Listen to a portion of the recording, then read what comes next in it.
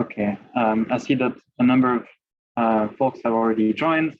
We'll let others trickle in, but in the meantime, we'll start with the introductory remarks. First of all, hello everyone. My name is Simon Batifort. I'm a co-chair of the 2021 annual meeting of the American Society of International Law, ASO. For the first time this year, the ASO annual meeting is preceded by a new series of sessions we have called the Global Engagement Series. The Global Engagement Series was developed by ASO in close partnership with international law societies across Africa, Asia, Europe, and Latin America, with the goal of highlighting regional issues of international law and policy and reaching even more diversified audiences around the world. Today's session, At Home and Abroad, the EU in a Changing Legal Order, was elaborated in tandem with the European Society of International Law, which is a co-sponsor of the event. We have a very distinguished panel of speakers for this session. Ignacio Garcia Becerro is the Director for Multilateral Affairs, Strategy, Analysis, and Evaluation at the Directorate General for Trade of the European Commission. Francesca Bignami is the Leroy Sorensen Merrifield Research Professor of Law at George Washington University Law School. John Swords is the Legal Advisor and Director of the Office of Legal Affairs at NATO. Jan Wouters is Professor of International Law and International Organizations, Jean Monnet Chair for EU and Global Governance, and Founding Director of the Institute for International Law of the Leuven Center for Global Governance Studies at KU Leuven. Last but not least, our wonderful moderator, Neha Jain, is Professor of Public International Law and Co-Director of the Academy of European Law at the European University Institute, and Associate Professor of Law at the University of Minnesota Law School. Before passing the floor to Neha, I'd like to thank the audience for registering for this session and invite everyone to register for the main program of the ASO annual meeting, which will take place virtually on March 24th to March 26th. We have a stellar program this year touching on all aspects of international law. If you haven't done so already, register for the annual meeting at aso.org. Thank you, and I hope you enjoy the session. Neha, the floor is yours. Thanks very much, Simon. Welcome, everyone, and thank you for joining us for this session of the American Society of International Law's Global Engagement Series, which is focused on Europe. Today's session is organized in partnership with the European Society of International Law, and we're very grateful to both societies for their support and hope that this is just one of many collaborative ventures in the years to come. For this session, we will focus on the European Union's multilateral relationships and alliances when it comes to vital issues of trade, human rights, security, and data protection. The EU-US Transatlantic Partnership is at the heart of the EU's global relationships, and we've seen calls for a fresh transatlantic agenda, most recently, for instance, by the Directorate General for Trade of the European Commission, paving the way for a reset on trade with the Biden administration. But the EU also continues to develop and deepen its relationship with other partners around the world. To give us some insights into the EU's global relationships and policy priorities, as it continues to position itself in relation to both traditional allies, such as the United States, and also seek new friends around the world, we're delighted to welcome our distinguished panelists, Francesca Bignami, Ignacio Garcia Bercero, John Swords, and Jan Wouters. The way we will conduct the session is by posing a series of questions to each of the panelists and have them respond for no more than 4 to 5 minutes. If members of the audience have any questions for a specific panelist or for the panel as a whole, please post them using the Q&A button, which is at the bottom of your screen. We will try and collect those questions and post them at the end, depending on the time that's available to us. For now, perhaps we can start with trying to get a flavor of the EU's current focus of cooperation with its partners, both state and non-state, on areas of strategic priorities, and how this may evolve in the future. May I first begin with you, John, on what is undoubtedly one of the top priority areas for the EU, which is its security and defense policies, where the European Union must operate in a dynamic and uncertain geopolitical context, and where the EU has an important partnership and ally in NATO. What is the current focus of EU-NATO cooperation, And what do you see as the next key topics that the organizations will need to address? Well, thank you, Neha, and thank you to the organisers for the very kind invitation to speak to you today, which I should add is in my personal capacity, and hello to everybody else online. It's certainly true that the NATO-EU partnership is really important, and it's also increasingly important. In fact, when the NATO Secretary General addressed the European Council just a couple of weeks ago, he described that cooperation as reaching unprecedented levels in recent years. Now, the focus of that cooperation reflects the many things that those two organisations have in common. So in terms of membership, the EU and NATO share 21 member states in common. Or to look at it another way, 90% of EU citizens live in a NATO country. In terms of challenges, both organisations obviously share the same global security challenges, as well as having particular focus on securing European defence and security. And in terms of values, both organisations fundamentally share a set of common values that unify us and distinguish us from a lot of our adversaries. So a desire for peace, but a commitment to liberty, to democracy, and of course to respect for the rule of law. Now, in simple terms, EU-NATO cooperation can relate to operations and activities, so things from maritime security to coordinated military exercises, or it can take the form of high-level political consultation. So I spoke about the Secretary General appearing before the European Council. So the leaders do attend one another's ministerial meetings, or indeed the ambassadors to those organisations often convene together for joint discussions, as they did just last week on the subject of technology. Or, as is often the case, that cooperation can be done by engagement at the staff level between the two organisations. It's really that latter form of cooperation that has been mainstreamed across a really quite broad array of topics. And that was called for under the NATO-EU joint statements of 2016 and 2018 following Russia's annexation of Crimea. Now, without going through all of those 11 topics, I will highlight a couple of areas of consultation collaboration. Firstly, on terrorism, then on countering hybrid threats, on cyber incident response teams. There's a lot of cooperation on defence planning, and also on advancing the concept of military mobility. Now, Neha, you also asked me about the future. So a couple of words on that. I think both organisations will want to strengthen resilience of our civil societies and the infrastructure to ensure that they function safely and securely in both peacetime and in crisis and conflict. I think they'll also want us to foster the adoption and responsible use of new technologies, such as artificial intelligence and in the domains of space. I think they'll also want to address security challenges that result from climate change. And finally, I think they'll want to redouble efforts on the commitment to the rule of law and the rules-based international order.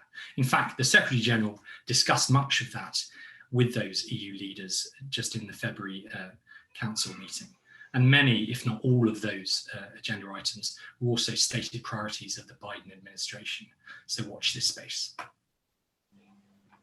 We'll do that. Great, thanks. And this is actually the perfect segue into the next question that I had in mind, which is something that is both security as well as economic implications, which is the question of data regulation, privacy, and data sharing between the European Union and its partners, especially the United States. Now, the European Union has not always been internally coherent in its own policies when it comes to these questions, a matter that came to a head in the recent Schrems II judgment on the invalidity of the EU-US Privacy Shield. Francesca, could you share some of your thoughts on what is being done to address the judgment, and what are the prospects for cooperation on data privacy more broadly speaking? First off, like John, I'd like to thank Neha and ACEL for hosting this incredibly important panel and for the kind invitation to participate.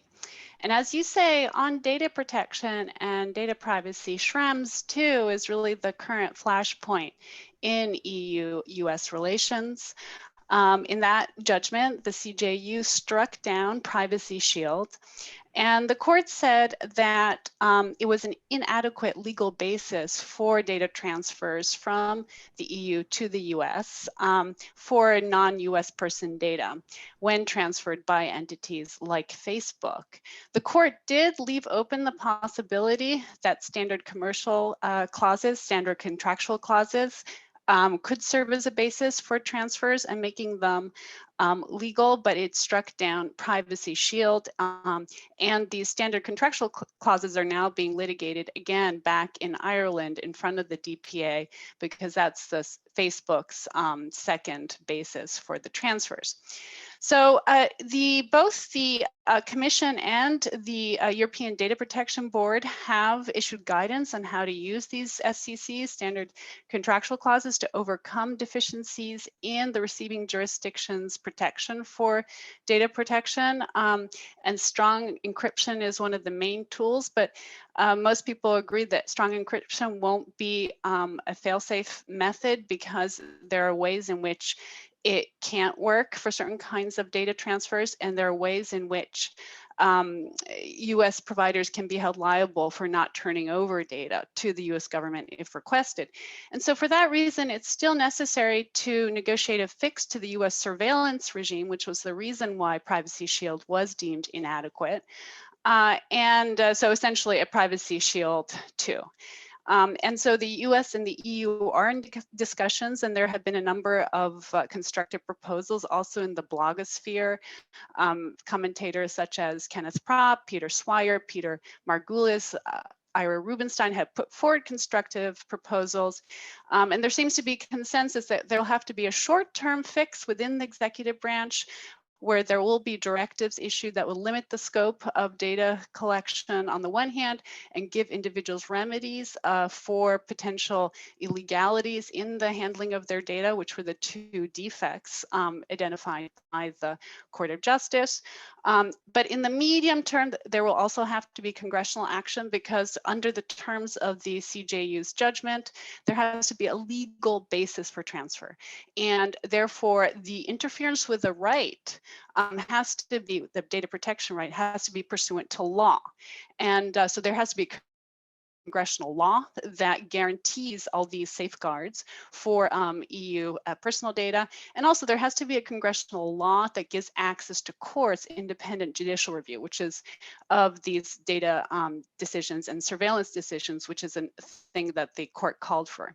So all of this is very much deja vu for those of us who've been watching the data protection space for about 20 years now. And it does seem somewhat hopeless and intractable, because this adequacy issue, the broader adequacy issue as between the EU and the US, has cropped up time and time again. It's at least since 1995, when the first EU data protection directive was adopted. But in my view, actually, there are reasons for optimism here at this current juncture, and that's because politically speaking, the EU and the US are much closer on the issue than they have ever been in the past. So to put it bluntly, even in the US, Silicon Valley has lost some of its luster. And that's because of all the events since the 2016 US presidential election. It's become clearer and clearer that digital technologies, especially social media, creates huge vulnerabilities for open societies, and that it creates huge opportunities for bad actors to destabilize democratic societies.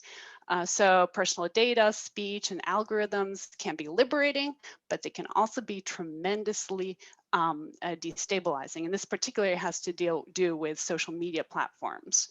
So, the fact that this has become broadly accepted in the United States is remarkable. We have to acknowledge that's remarkable. And, because until 2016, the combined ideas of free speech and markets made Silicon Valley basically untouchable, and now it has lost some of its luster. And so there are 4 areas, and I'm not going to go through them, but I'm going to briefly just canvass them, where there is parallel action on both sides of the Atlantic, which does suggest that there's real possibility for cooperation in constructing a robust digital space that supports democracy and doesn't undermine democracy.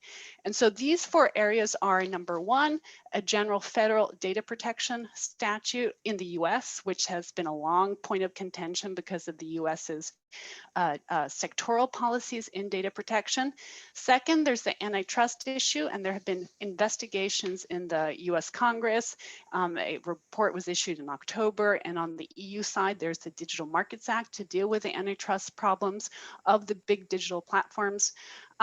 Third, there are proposals to limit, to impose greater liability on platforms for illegal content, both in the US and in the EU with the Digital Services Act.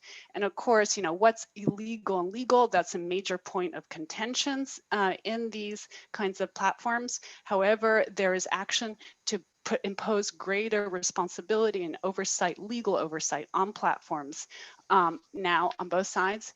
And then fourth and last, there are initiatives on artificial intelligence and algorithms on both sides of the Atlantic. So I think that these are all extraordinarily promising developments for future cooperation on digital issues.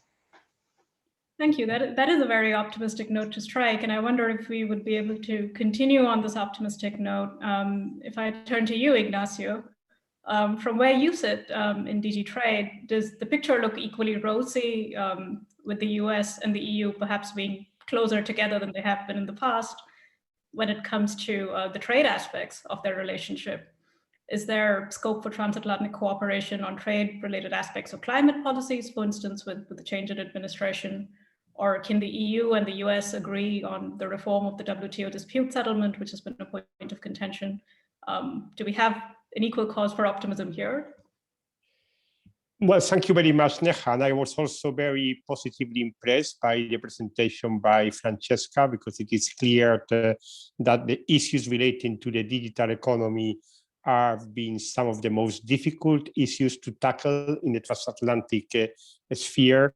And I think if we manage during this administration to solve all those outstanding questions, that would certainly be extremely, extremely positive. Now, if you look more broadly into the trade picture, it is clear that we have a much, much better possibility to develop a close cooperation with the Biden administration than was the case in the past. And some of the initial signals have been quite encouraging. It is only a few days ago that both sides agreed to suspend their tariffs, to give themselves 4 months to find a resolution of a long-standing dispute, the Airbus Boeing case. And we have been listening, of course, very, very carefully to the confirmation hearings of Catherine Tai, the new USTR, where she said very clearly that the United States wanted to play a leading role in WTO reform, and that the United States wanted to lead together with its allies. And we would very much assume that the United States would very much see us as a privileged partner when it comes to see how we can move forward on the agenda of WTO reform.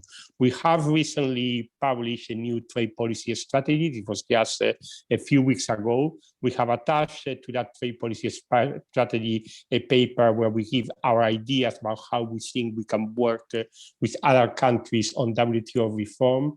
And in that context, we say very, very clearly that we see the United States as being an indispensable partner when it comes to moving forward the WTO reform agenda.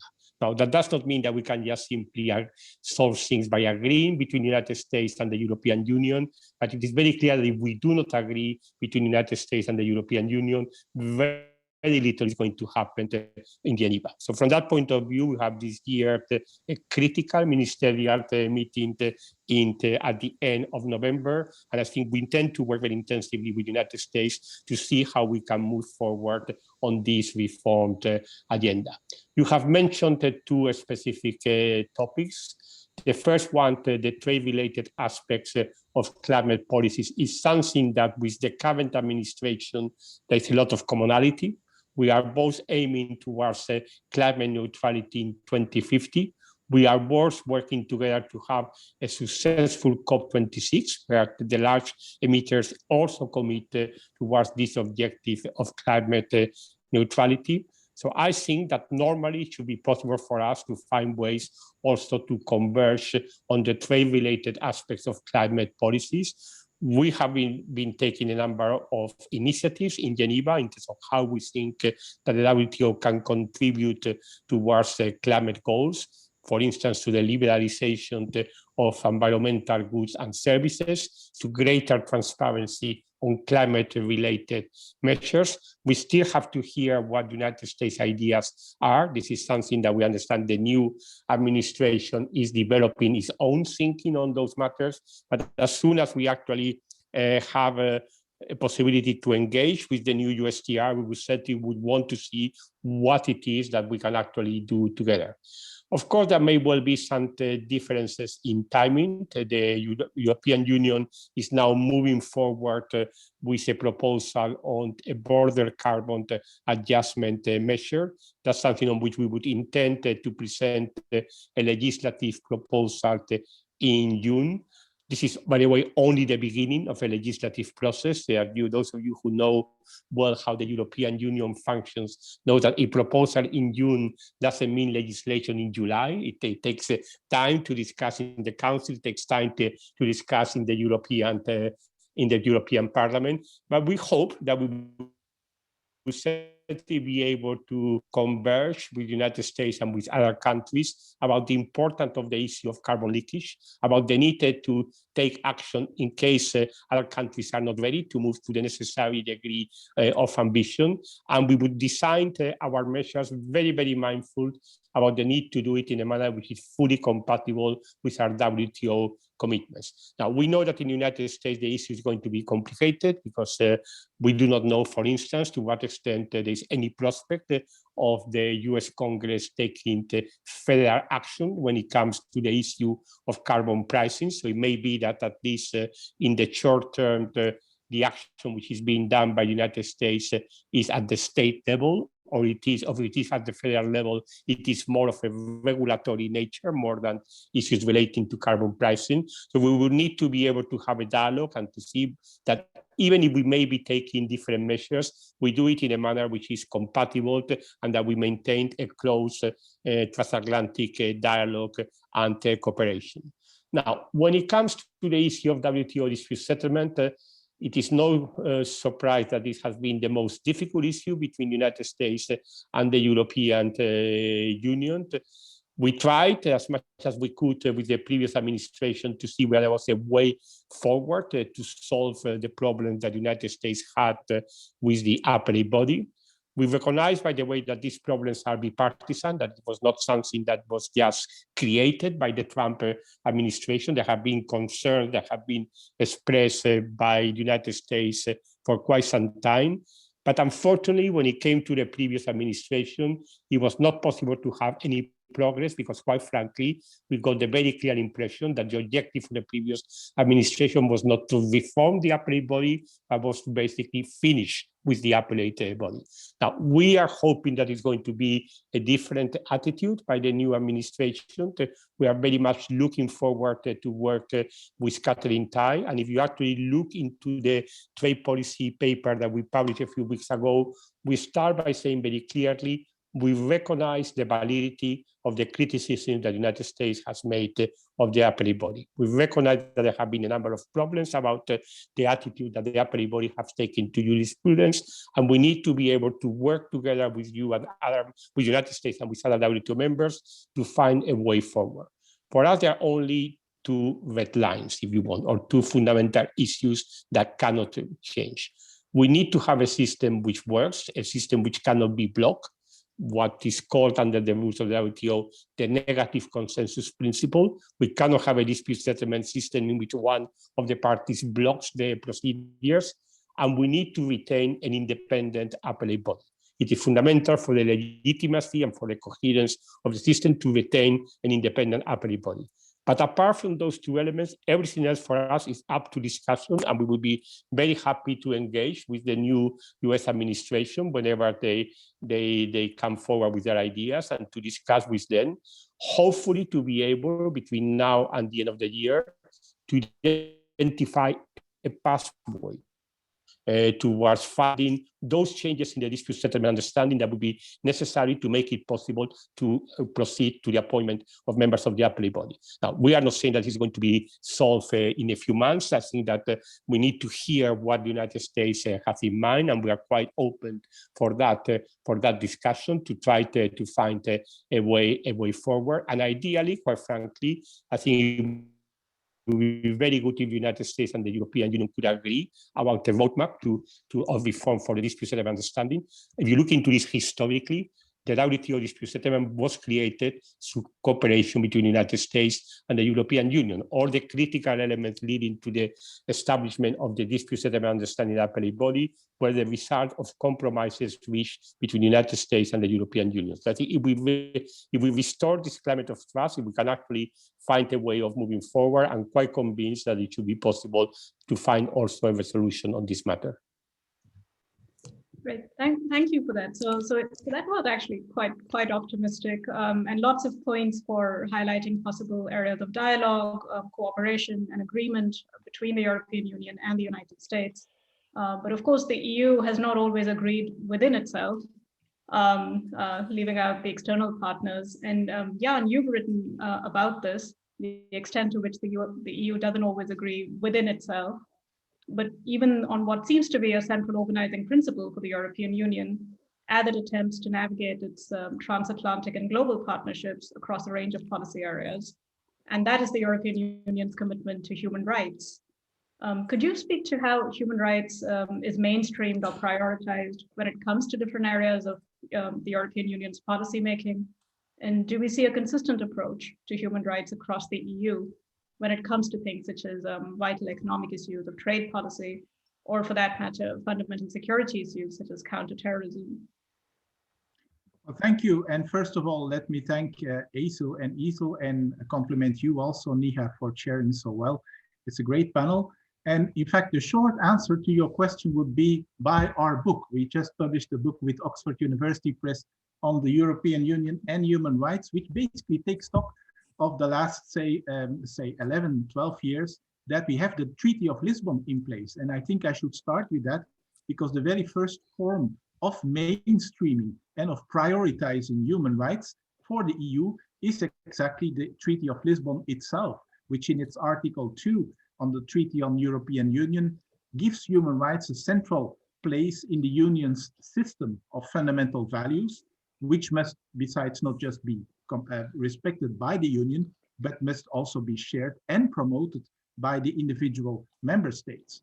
Human rights come back prominently in the whole EU treaty in Article 6, which is mainly on the protection of fundamental rights in the internal policies of the European Union, but also in the treaty provisions on external relations, like Article 21 of the Treaty on European Union, where the European Union commits itself to promoting what I would quote the universality and indivisibility of human rights throughout all of its external policies. So all of the external actions, including trade policy, including counterterrorism, including development aid, including CFSP and so on, the EU is committed to promoting human rights. And there, of course, it's a very daunting task for the European Union to make sure that there is not just coherence between all of its internal policies, but also between the internal and the external policies and the various external policies among each other.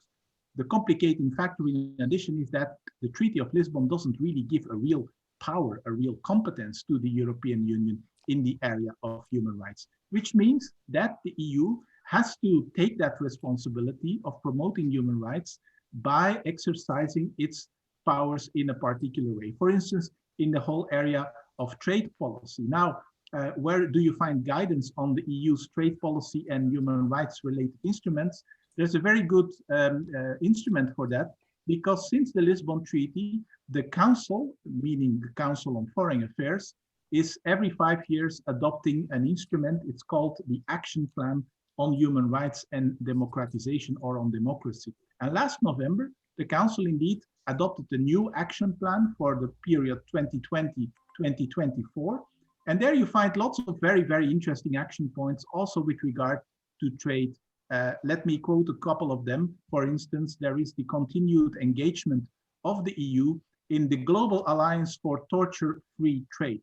It's a great initiative that was already taken with a regulation in 2005, a regulation which in the meantime has been codified in 2019, and where the EU indeed has taken the lead, and where also in 2017, EU Trade Commissioner Cecilia Malmström in New York basically launched together with a number of other countries this Global Alliance for Torture-Free Trade, which now has a new dynamic because the General Assembly in June 2019 adopted a resolution towards torture-free trade with the idea of really studying and developing common international standards. So it's a nice way in which the EU is using its trade policy powers to further, say, certain international human rights related standards. There is also, as you know, the long practice of the EU, including human rights clauses, and nowadays also very much labor rights clauses in its trade agreements with third countries. It's a whole field, I cannot expand too much on it. You may have heard that, for instance, there is reference to a number of labor conventions of the ILO in the recent comprehensive agreement on investment between the EU and China. But you may have also heard that there is something of a momentum, or at least a movement in civil society and in a number of EU member states which do not really find the guarantees given or the commitments given by China sufficient. More generally, for human rights clauses in EU trade agreements, the let's say the track record of enforcing those clauses is rather mixed, I would say. Next to that, the EU is of course also using its unilateral or autonomous trade policy instruments, and there, of course, an obvious case is the GSP and the GSP Plus schemes, where the EU is really autonomously basically making access to its markets, especially for developing countries, dependent, conditional upon an improvement of their human rights record. It's a major field, and it's very interesting to see how in the last couple of years, the European Union has in a way strengthening its efforts to enforce the compliance with GSP requirements with a number of countries. You know that generally in the world, civil society space is shrinking. That's the case in a number of GSP countries like Pakistan and the Philippines. But there has also been a couple of countries that basically were unwilling to engage or to address certain issues of concern. There are the cases of Bangladesh, of Cambodia and Myanmar, and especially with regard to Cambodia, the EU has had to launch a procedure for a temporary withdrawal of tariff preferences. So just to say, I think overall the EU is doing quite well in terms of integrating human rights concerns in its trade policy. In security or in counterterrorism, the picture, I would say, is also good overall. You know that the EU, as say contrasted to the United States, at least in a number of US administrations, the EU's approach to terrorism has basically won through the prism of criminal law. We never declared a war on terror. We never started to put it outside and take the military or humanitarian law approach. It's a criminal law approach, which as such is conducive to respecting and promoting the rule of law and human rights of suspected terrorists. You may still recall, it's a little bit of a classic by now, the Cadi cases before the European courts and the European Court of Justice in particular, which actually have led to quite significant improvements in the way in which the United Nations Security Council is now applying counter-terrorist sanctions. But still, also in this area, you have challenges of coherence between EU policies. We mentioned already privacy related regulations, GDPR, and so on. There is a tension there between, on the one hand, those policy objectives and large surveillance programs.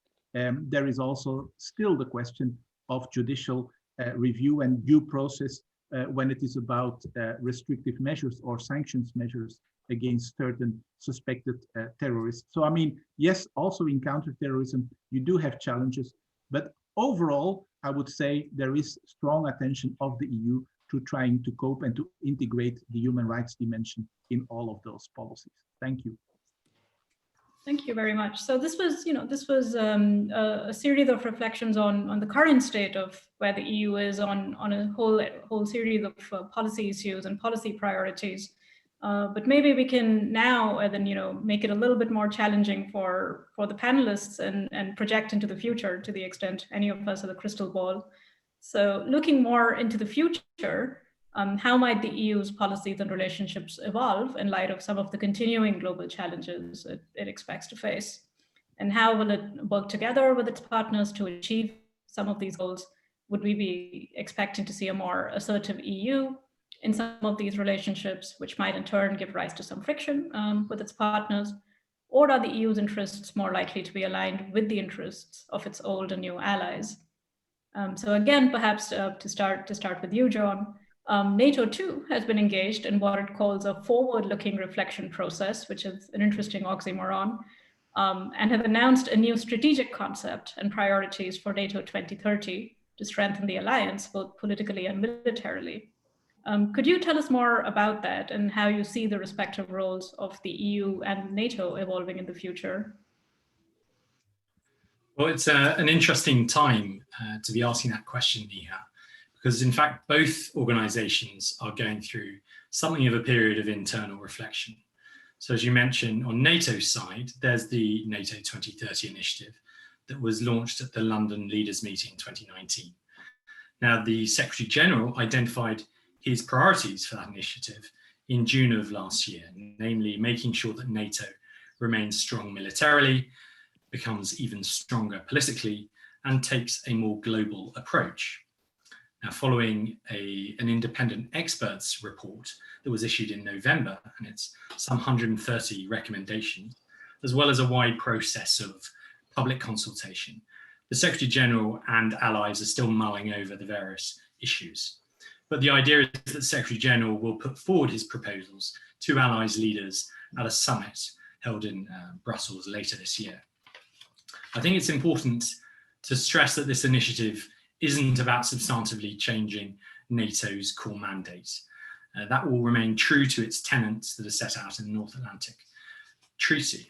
But it is about identifying ways to ensure the alliance is best equipped to tackle the modern challenges to the fulfillment of that original mandate. As you pointed out, as part of that NATO 2030 process, the Secretary General is also proposing that we start work on a new strategic concept to replace that which was agreed in 2010 in Lisbon. It's fair to say that the world has changed a great deal since the last strategic concept in 2010. We've seen a much more assertive Russia with the annexation of Crimea, Novichok's disinformation and such like. We've seen new and more brutal forms of terrorism, more instability in the Middle East and North Africa. Cyber threats have grown exponentially, and highly disruptive new technologies are emerging. China's rise is altering the balance of power. And I've also already mentioned the idea of having to account for the impact of climate change on security. I should say there are obvious parallels in this process with the EU's own process to formulate its strategic compass. It's primarily for other people, of course, to speak to that, but as I understand, it will set out strategic objectives to strengthen the EU as an actor in security and defence. Now, my own feeling is that although NATO and the EU are different types of organisation with varying responsibilities, each will continue to play a vital role in tackling our shared challenges. Now, the reality is that EU members only provide 20% of NATO's defence spending, and that's not going to change overnight. But the nature of modern threats, for example, hybrid, cyber, and terrorism, is such that military preparedness is only one part of safeguarding our collective security.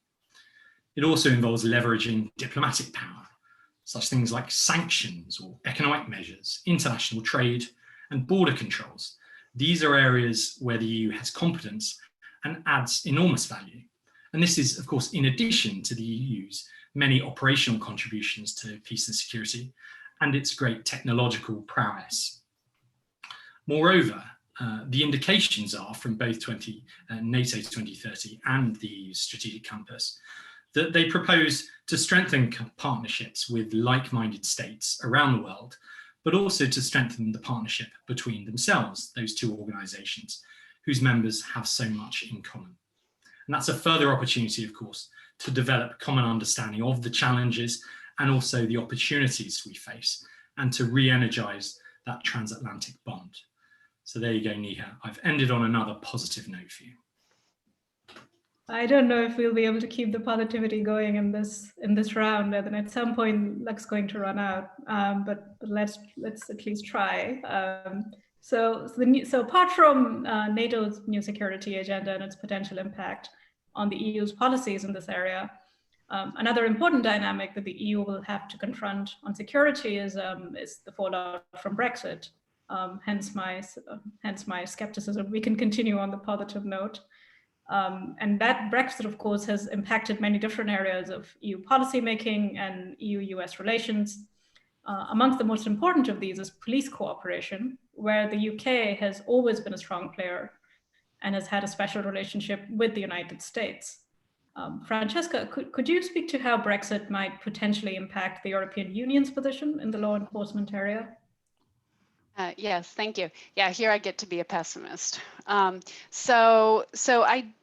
all know that Brexit has been an immense challenge for the EU, and indeed, the EU has come out better than many people actually thought going into this. So the member states largely stuck together. So the EU has done better than many people anticipated going into it. However, looking forward, I do think that one policy area that could potentially be destabilized by Brexit is police cooperation and police cooperation among the EU 27. So there are two reasons for that. And so the first one is that the UK does have a very powerful security and surveillance apparatus, which of course gives it leverage globally and also with the United States. And in the past, the EU benefited from this, albeit indirectly. But now, of course, the UK isn't part of Europol. It's not part of the many, many different arrangements that are out there for police cooperation. So the EU is weaker without the UK, certainly in this area. And the second way in which this destabilizes police cooperation in the EU is that the UK's surveillance apparatus is likely to exacerbate conflicts in the EU between police actors and privacy actors.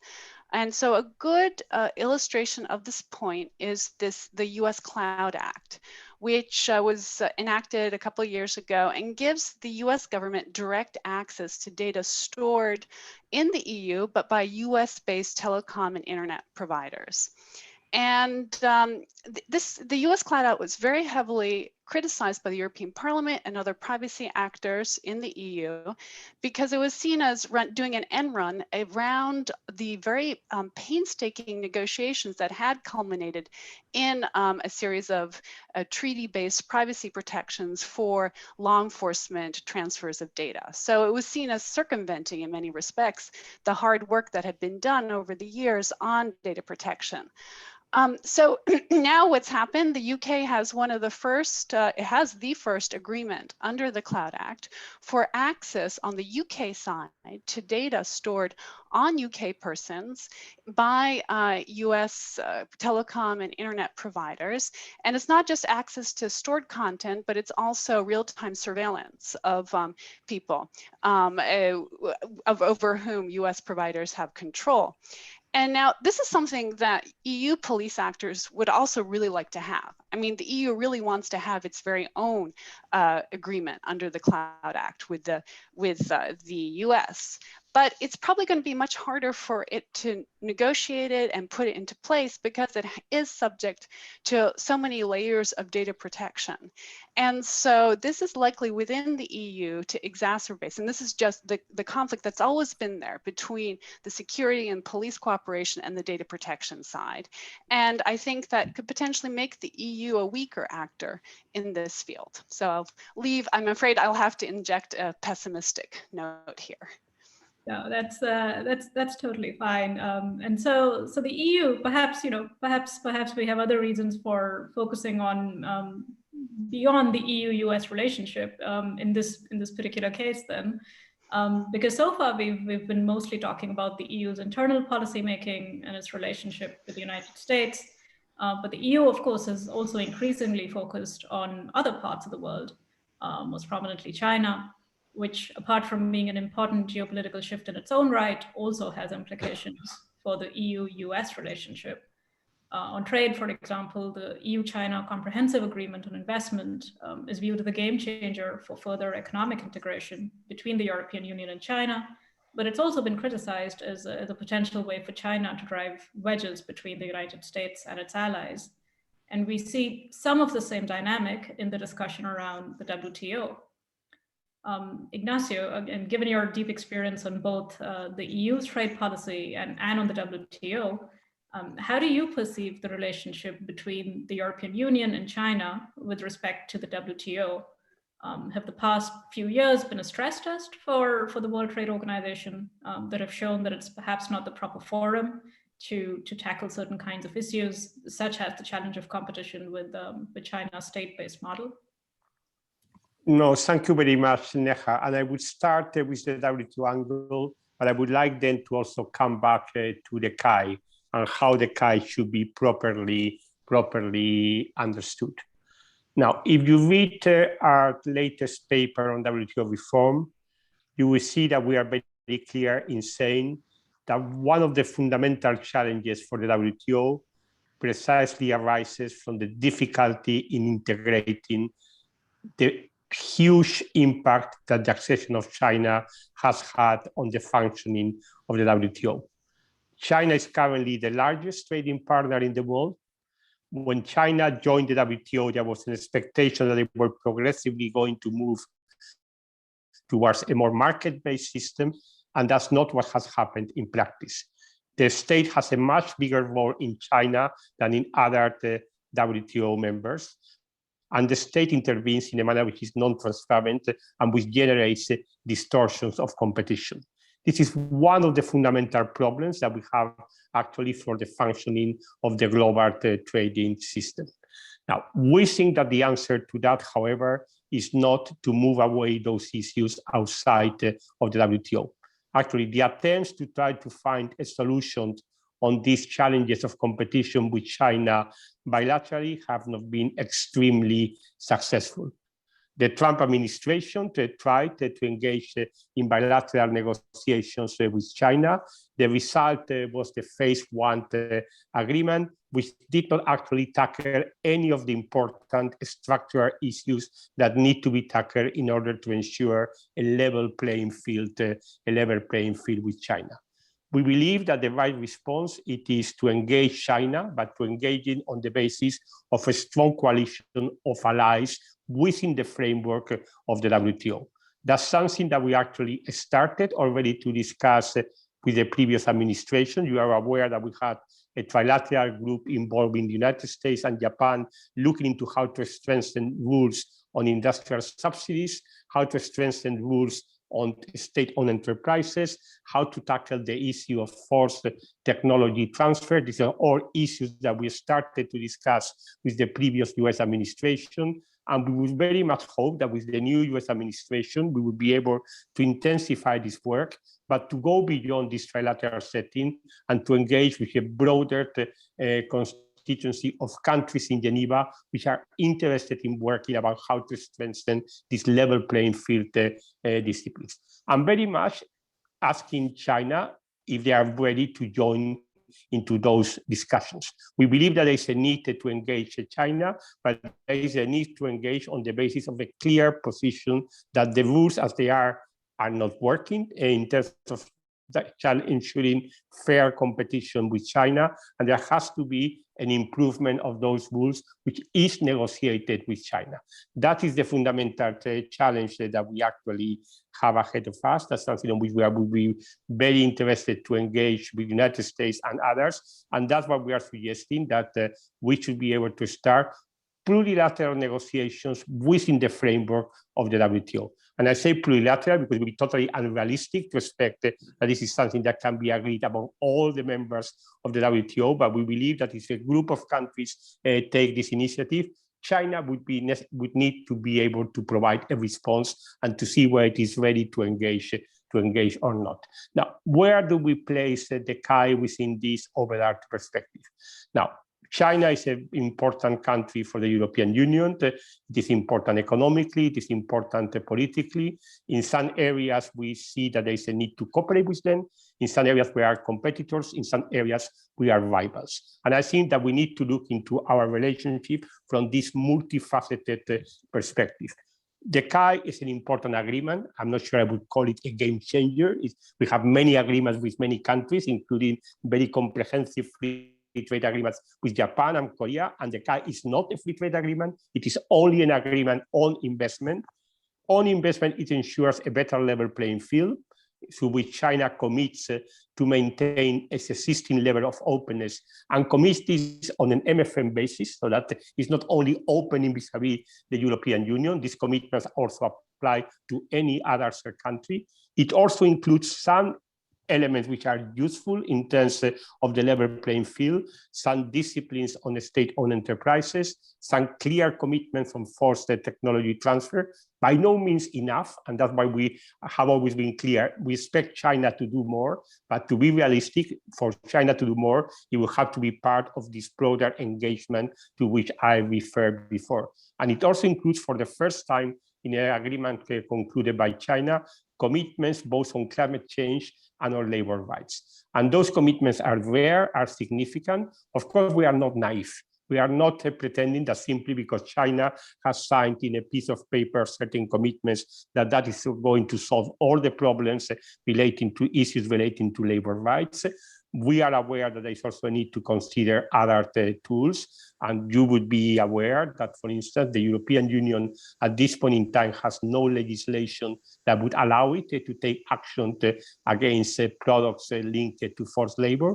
We don't have a legislation in the books which allow us to take that action, but we are saying very clearly in our latest trade policy communication that we are currently in the process of developing an impact assessment on a legislative proposal that will be available before the summer on mandatory corporate due diligence, which applies across the board on issues relating to human rights, environmental protection, labor rights. And whether within that framework, we will be looking specifically at developing effective instruments that would allow us to respond on the issue of forced labor. So this is something on which there will be a legislative proposal presented in the near future. As I said, when you look into our relationship on China, you need to look into all the elements. The KAI is an important component. Our cooperation with the United States and other partners to try to modify and reinforce the rules of the WTO when it comes to competition relating to the intervention of the state in the economy is another, and our autonomous action to strengthen our own tools to promote human rights, but also to defend our internal market. That is another component of the overall picture.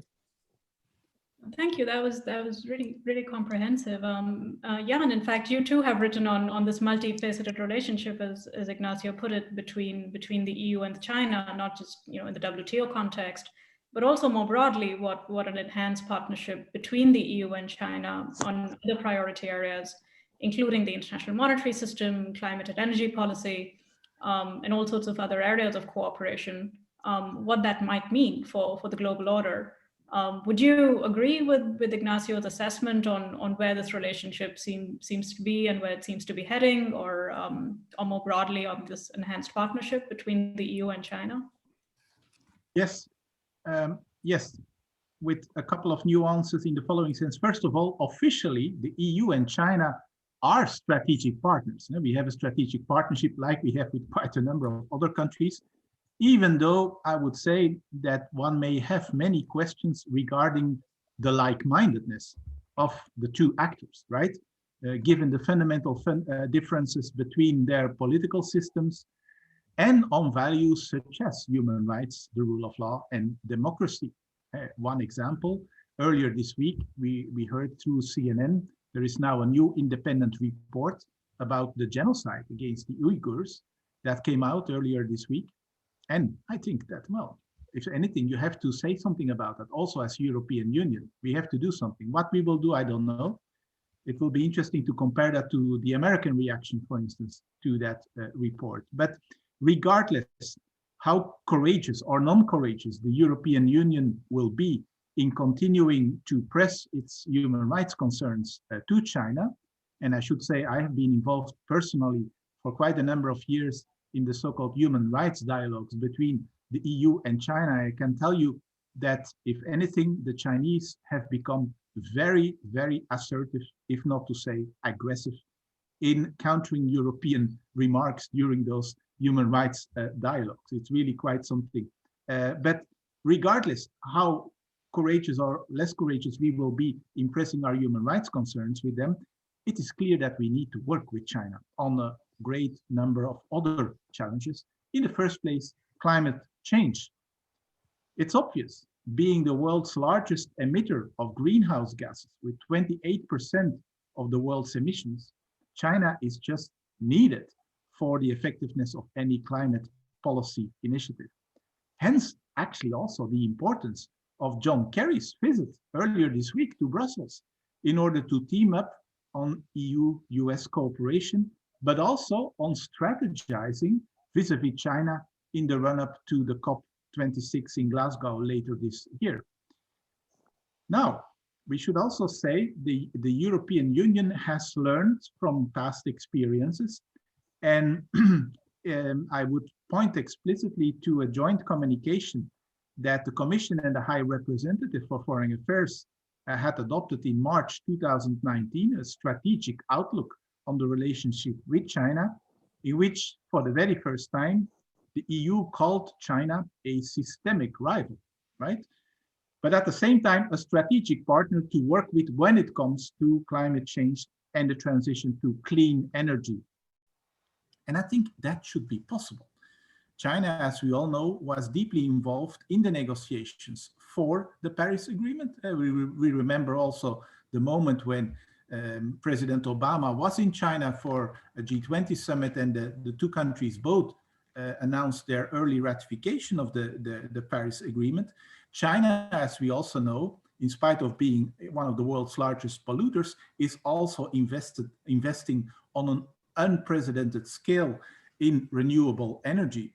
So in that document of 2019 of the Commission and the High Representative, the Europeans basically said, look, we need a commitment of China in which it peaks its emissions before 2030, in line with the Paris Agreement. And that demand was reiterated by European leaders at the latest EU-China summit in September 2020, pressing China to peak its global warming emissions already by 2025 and not by 2030. And also to commit to stop all investments in new coal-fired power stations at home or abroad. And I remember also that discussion and that, you know, those things were to some extent linked indeed to the finalization of the negotiations of the Comprehensive Investment Agreement, as Ignacio has said.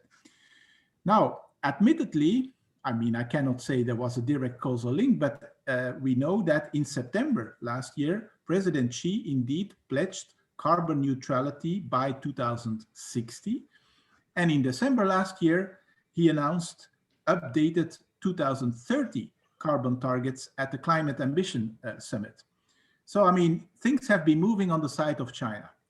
On the other hand, I must say the last couple of weeks have not probably been all that positive, because the latest developments in China show, I would say, a stronger prioritization of economic growth over climate ambitions.